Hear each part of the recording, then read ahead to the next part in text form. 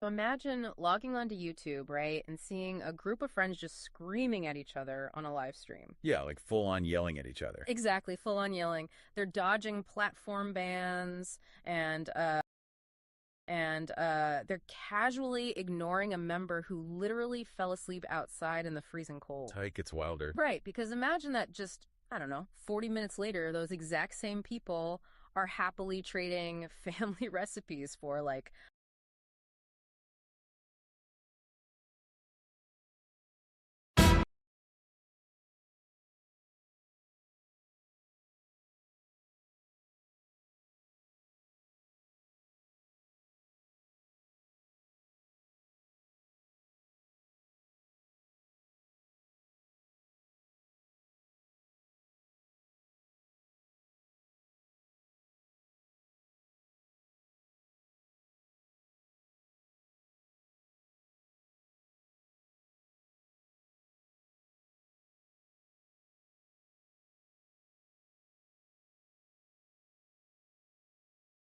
So imagine logging onto YouTube, right, and seeing a group of friends just screaming at each other on a live stream. Yeah, like full on yelling at each other. Exactly, full on yelling. They're dodging platform bans and they're casually ignoring a member who literally fell asleep outside in the freezing cold. Tyke gets wilder. Right, because imagine that just, I don't know, 40 minutes later, those exact same people are happily trading family recipes for like butter slathered turkey. Yeah. You asked us to look into this because you wanted to find the hidden sociology operating inside these wild YouTube spaces.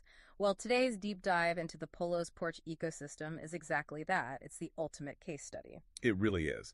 And, the architect of all this chaos is actually what makes it so fascinating to begin with. Okay, so who's behind it? So Polo's Porch is run by Selwyn Terrell, or he's better known as Polo Silk. Right.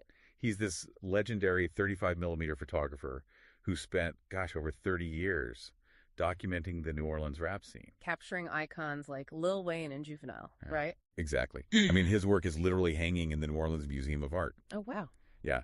But he built this YouTube channel because he realized a static, curated museum frame just cannot capture the actual living pulse of his neighborhood.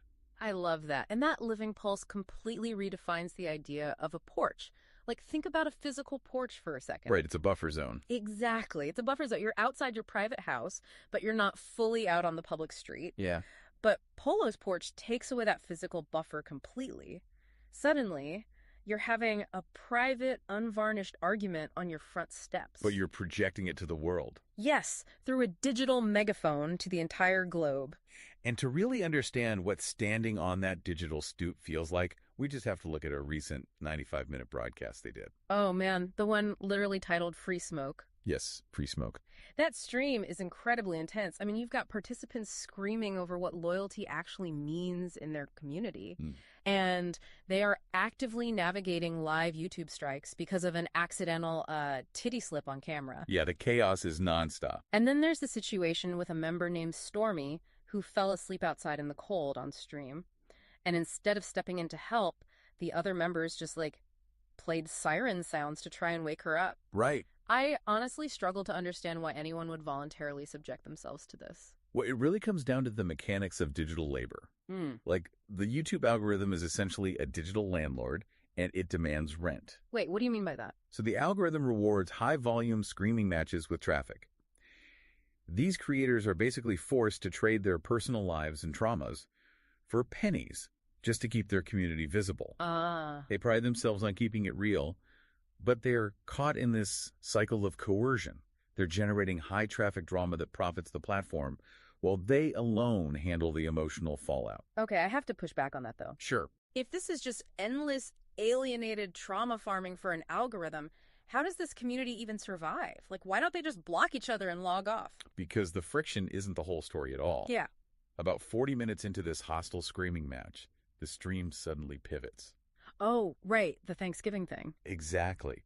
The exact same people who were just trading vicious insults start bonding over Thanksgiving prep. It's so jarring. They get deep into the weeds on making Southern cha-cha relish and Maria's technique for slathering a turkey in butter, all while taking shots of Fireball together. So, does a rapid shift like that mean the initial conflict was just a performance? Or is this wild swing from fighting to family recipes the truest form of, I guess, aggressive authenticity? A participant on the platform named Boxer Scholar actually coined a term for this. Oh, what is it? They call it internet grace. Internet grace. Yeah. In a physical neighborhood, you have structural closure. You eventually have to wave at your neighbor over the fence to smooth things out. Right, because you literally live next to them. Exactly. But digital spaces don't have that closure. Because you can't just wave over a physical fence. The conflict itself becomes the fence. Wow, the conflict is the fence. Yeah, so you extend grace not by ignoring the fight, but by accepting that this messy public fallout is the truest baseline of your relationship moving forward. You only really see a person's true character after that public collision. So when you look past the sheer chaos of Polo's porch, you see that the YouTube sector isn't just a hollow drama mill. Not at all. It's a living, breathing community, fiercely preserving their regional traditions while navigating the very messy reality of modern digital labor. Yeah, it's this space where individuality and street-level credibility are just fighting to survive against the impersonality of a massive algorithm. Which brings us back to that shattered picture frame. If the architecture of the internet actually requires a public conflict for us to reveal our true character to one another, how will these unvarnished digital porches ultimately reshape the way future generations experience human empathy? That is a fascinating question. It's definitely something for you to think about next time you log on. So imagine logging onto YouTube, right, and seeing a group of friends just screaming at each other on a live stream. Yeah, like full-on yelling at each